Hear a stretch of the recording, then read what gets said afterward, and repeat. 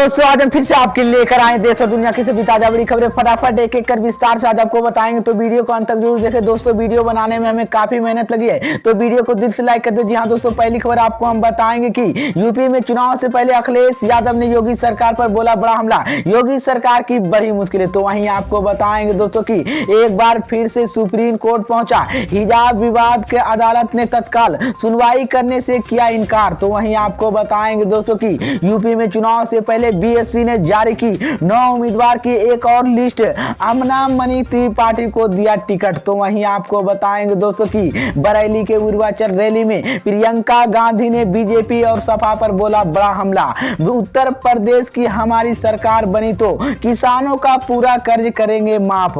तो वहीं आपको बताएंगे दोस्तों की सीएम योगी की कश्मीर वाले पर बयान पर अमर अब्दुल्ला ने योगी सरकार पर बोला बड़ा हमला, योगी सरकार की बड़ी मुश्किलें। तो वहीं आपको बताएंगे दोस्तों कि अखिलेश यादव ने बीजेपी पर बोला बड़ा हमला, संविधान बदलने को लेकर कही बड़ी बात। तो दोस्तों सभी खबरों की जानकारी एक एक कर विस्तार से बताने वाले दोस्तों। इससे पहले की एक छोटी सी रिक्वेस्ट करेंगे दोस्तों कि यहाँ कोई गोदी मीडिया चैनल नहीं है, यहाँ पर सिर्फ और सिर्फ सच बताया जाता है, सच दिखाया जाता है। अगर आप भी निष्पक्ष कार्यकर्ता का सपोर्ट करते हैं, अगर आपको भी लगता है कि देश में होने वाले तमाम चुनाव ईवीएम से ना होकर बैलेट पेपर से होना चाहिए, अगर आप भी इस तरह के मांग करते हैं तो आप इस वीडियो को लाइक करके चैनल को सब्सक्राइब जरूर कर लीजिए और साथ में बेल आइकन भी प्रेस कर लीजिए और वीडियो को ज्यादा से ज्यादा शेयर कीजिए। इसी बीच पर दोस्तों अगली खबर की औरतों की मैं आपको बताएंगे कि यूपी में चुनाव से पहले अखिलेश यादव ने योगी सरकार पर बोला बड़ा हमला, योगी सरकार की बड़ी मुश्किलें। जी हाँ दोस्तों, आपको बता दें ये बड़ी खबर सामने निकल कर आई दोस्तों की उत्तर प्रदेश विधानसभा चुनाव की सरगर्मियां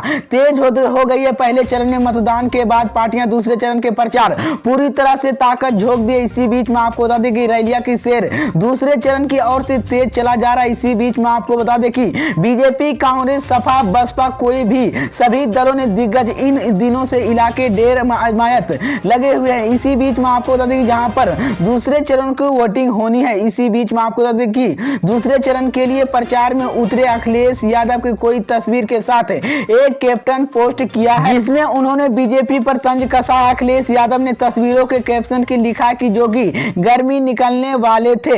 इसी बीच में आपको बता दें कि समाजवादी पार्टी के अध्यक्ष और पूर्व सीएम अखिलेश यादव ने रामपुर के बिलासपुर के जनसभा संबोधित करते हुए बीजेपी पर सिर्फ वोट बोलती है। इसी बीच में आपको बता दें बीजेपी ने छठा नेता की झूठ बोलते हुए बड़ा नेता ने और बड़ा झूठ बोलता है। इसी बीच में आपको बता दें अखिलेश यादव ने कहा कि पहले चरण के चुनाव खत्म हो गया, पश्चिम के लोग बीजेपी के खाट खटी है। इसी बीच में आपको बता दें तो ये बड़ी अपडेट आई दोस्तों की मैं आपको बता दें कि यूपी में चुनाव से पहले अखिलेश यादव ने योगी सरकार पर बड़ा हमला बोला है, जिसके बाद योगी सरकार की मुश्किलें बढ़ गई है। इसी बीच पर दोस्तों अगली खबर की औरतों की मैं आपको बताएंगे कि एक बार फिर से सुप्रीम कोर्ट पहुंचा हिजाब विवाद का अदालत तत्काल सुनवाई करने से किया इनकार। जी हां दोस्तों, आपको बता दें ये बड़ी खबर सामने निकल कर आई दोस्तों की कर्नाटक के स्कूल और कॉलेज के हिजाब पहनने की मांग को लेकर शुरू हुआ विवाद पर एक बार फिर से सुप्रीम कोर्ट पहुंच गया है। दरअसल आपको बता दें कि इसी मामले के गुरुवार को 10 फरवरी यानी कर्नाटक के उच्च न्यायालय के अंतिम फैसला आने तक स्कूल और कॉलेज में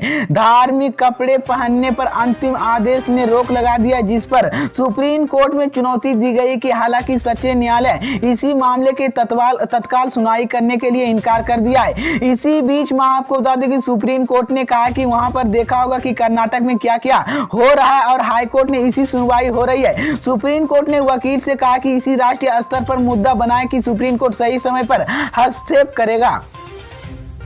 इसी बीच में आपको बता दें जानकारी के मुताबिक कर्नाटक सरकार के हिजाब को लेकर विवाद में शुरुआत जनवरी 2022 के दौरान हुई थी। इसी वक्त उडुपी एक सरकारी कॉलेज के 6 छात्रों हिजाब पहनकर कॉलेज पहुंच गई थी। बताया जा रहा है कि कुछ ही दिन पहले कॉलेज प्रशासन के छात्रों को हिजाब पहनने के लिए मना कर दिया था।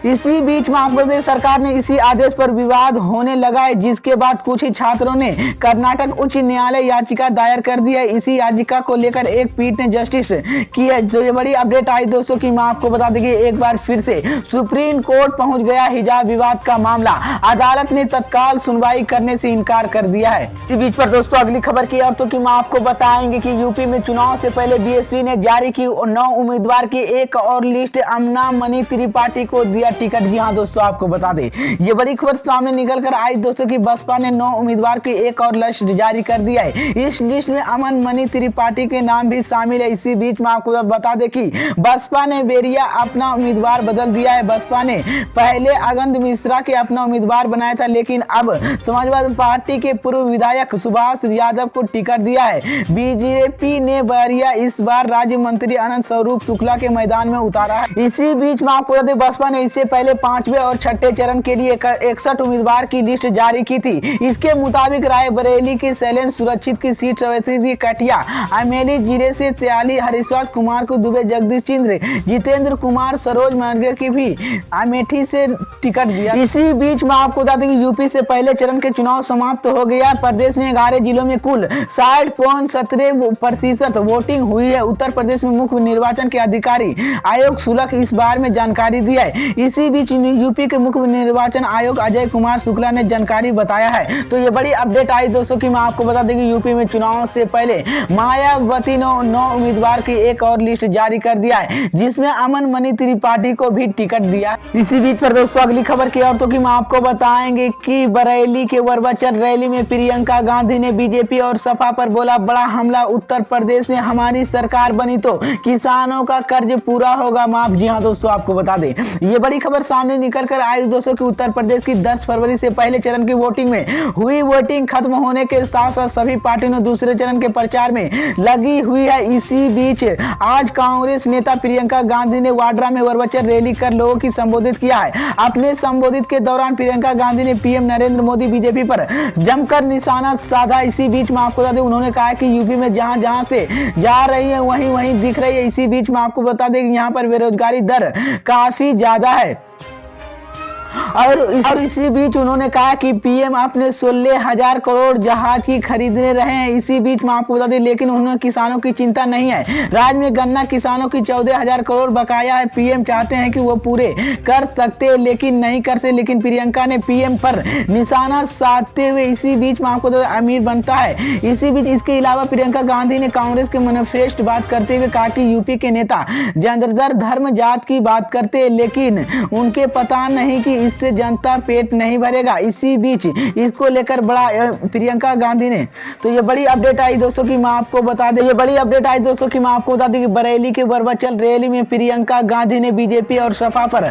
बड़ा हमला बोला और कहा है कि उत्तर प्रदेश में कांग्रेस की सरकार बनी तो किसानों का कर्ज पूरा माफ होगा। इसी बीच पर दोस्तों अगली खबर की औरतों की मैं आपको बताएंगे कि सीएम योगी कश्मीर वाले बयान पर अमर अब्दुल्ला ने योगी सरकार पर बोला बड़ा हमला, योगी सरकार की बड़ी मुश्किल है। जी हाँ दोस्तों, आपको बता दें ये बड़ी खबर सामने निकल कर आई दोस्तों कि यूपी विधानसभा चुनाव के देखते ही सभी पार्टियों ने नेता जमकर बयानबाजी कर रहे हैं। इसी बीच सीएम योगी आदित्यनाथ ने भी शामिल है। अब उनके ऊपर कश्मीर बनने वाले समय नहीं है। इसी बीच इसको लेकर बयान पर जम्मू कश्मीर के पूर्व मुख्यमंत्री नेशनल कॉन्फ्रेंस ने नेता अमर अब्दुल्ला ने पलटवार किया है। साथ ही सीएम योगी ने कहा कि बीजेपी सरकार जिन दंगों की अन्य गतिविधियां पर रोक लगा दी है उसने गतिविधियां के लिपट तत्व है।